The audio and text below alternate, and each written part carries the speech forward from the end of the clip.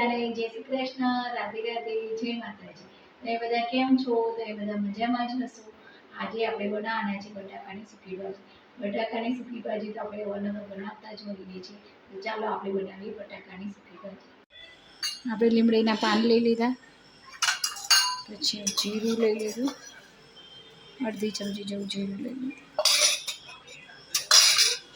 પછી આપણે તેલ લઈ લીધું, બે પરી જેટલું તેલ લઈ લીધું, મીડિયમ સાઈઝની પરી આવે એને 2 પરી તેલ. પછી આપણે લીમડીના પાન લઈ લીધા, જીરું લઈ લીધું. હવે 1 ચમચી ઝીણા સમારેલા લીલા મરચાં લઈ લીધા. આ 1 ચમચી લીધું અને આ થોડા 1 લઈ લીધા. હવે આને થોડું સકડાય પછી આપણે મસાલા. હવે આપણા મરચાં સકડાઈ જવાનું છે તો આપણે મસાલા કરી દઈશું. આપણે બટાકાની સૂકી ભાજી બનાવવાની છે એટલે આપણે આમાં પહેલાં હળદર પાવડર લઈ લઈશું. એટલે અડધી ચમચી જેટલું હળદર પાવડર લઈ લીધું. પછી આપણે ધાણા જીરું પાવડર લઈ લીધું, 2 ચમચી જેવું ધાણા જીરું પાવડર. હવે આપણે મસાલા બળી ના જાય એના માટે થોડું પાણી લઈ લીધું. મસાલા આપણા બળી જાય. પછી આના અંદર આપણે લઈ જઈશું, એના અંદર આપણે મીઠું લઈ લઈશું. 1 ચમચી જેવું મીઠું લીધું અને આ થોડું 1 લીધું. આ અડધી ચમચી જેવું મીઠું લઈ લીધું આપણે. હવે આમાં આપણે આટલું તેલ લઈ અને વધારે તેલ લઈને કરીએ પણ બટાકા છે અને આપણે વધારે તેલ ખાવું નથી. મીડિયમ ઓછા તેલમાં અને બહુ ટેસ્ટી બને એવું આપણે બનાવવાનું છે. તો આ મસાલા આપણા થવાયા છે. આમાં આપણે હવે બટાકા છે, આપણે અહીંયા લાલ મરચુંનો ઉપયોગ કરવાના નથી, આપણે અહીંયા મરી પાવડરનો ઉપયોગ કરવાના છે. તો મરી પાવડરમાં આપણે અડધી ચમચી જેવો આપણે મરી પાવડર લીધો છે. અહીંયા લાલ મરચુંનો ઉપયોગ નથી કરવાનો. બટાકાની સૂકી ભાજી બનાવવાની છે આપણે, તેનો કલર સારો આવે એટલે આપણે લાલ મરચુંનો ઉપયોગ નથી કરવાનો. હવે આપણા જે બટાકા છે આપણે બાફી નાખ્યા હતા અને પછી એના કટકા કરી દીધા હતા આપણે બટાકા નાખી દઈશું.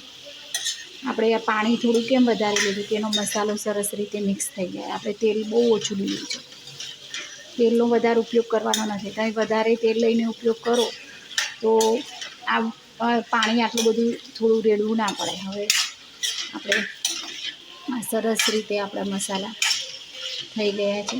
સરસ રીતે આપણા મસાલા થઈ ગયા છે બધા. મરચું, હળદર, મરી પાવડર અને ધાણા જીરું, બસ. વઘારમાં આપણે જીરું, મીઠા લીમડાના પાન અને લીલા મરચાં આટલું લીધું છે. હવે આપણે આને 5 મિનિટ માટે એકદમ બધા મસાલા એકરસ થઈ જાય, બધા બટાકા ઉપર કોટિંગ થઈ જાય, સરસ રીતે એકરસ થઈ જાય એટલે આપણે અને 5 જ મિનિટ માટે, કેમ કે બટાકા તો બાફેલા જ છે એટલે આપણે વધારે વાર કરવાની નથી. જો હવે 5 મિનિટ માટે આપણે એને મસ્ત મજાની આપણી સૂકી ભાજી તૈયાર થઈ ગઈ છે. કલર પણ સરસ એનો આવ્યો છે. આમાં તમે ખાંડ પણ નાખી શકો, ખડી સાકર પણ ક્રશ કરીને તમે નાખી શકો, ગોળ પણ નાખી શકો, પણ કલર થોડો કાળો આવે દેશી ગોળ નાખો તો.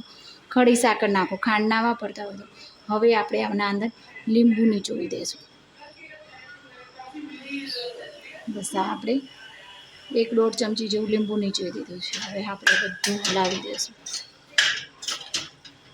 હવે આના ઉપર આપણે લીલી કોથમીર નાખીશું અંદર પણ, અને ડેકોરેટ આપણે સજાવીશું પણ લીલી કોથમીર. આપણે આ લીલી કોથમીર નાખી દીધી છે અને આપણે આ સરસ મજાની આપણી આ સૂકી ભાજી આપણી તૈયાર થઈ ગઈ છે. હવે આપણે વાટકીમાં લઈ લઈશું આપણી સૂકી ભાજી. આ મસ્ત મજાની બહુ ઓછા તેલમાં બટાકા છે અને બહુ આપણે ઓછું તેલ ખાવું છે, કેમ કે આને વધારે તેલ આપણે ઉપયોગ કર્યો નથી. તો આપણે આ સરસ મજાની સૂકી ભાજી આપણી આ તૈયાર થઈ ગઈ છે. મસ્ત મજાની ટેસ્ટી એવી આપણી આ સૂકી ભાજી તૈયાર છે. આને આપણે ઉપરથી કોથમીરથી સજાવીશું આપણે.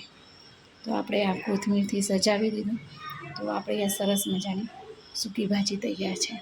વિડીયોના એન્ડિંગમાં કહેવા માંગીશ કે આયુર્વેદ અપનાવીએ, વ્યસનથી દૂર રહીએ, દરેક જીવ માત્ર પર દયા ભાવ રાખીએ, રક્ષા કરીએ, આપણા ઘરને સાફ રાખીએ, જેમાં આપણા રસ્તાઓ, નદીઓ, સરોવર, દરિયા કિનારો દરેક જગ્યાએ સ્વચ્છતા રાખી જરૂરિયાતમંદ લોકોની સેવા કરીએ, મદદ કરીએ. અને જય જવાન, જય કિસાન, જય વિજ્ઞાન, જય વિજ્ઞાન.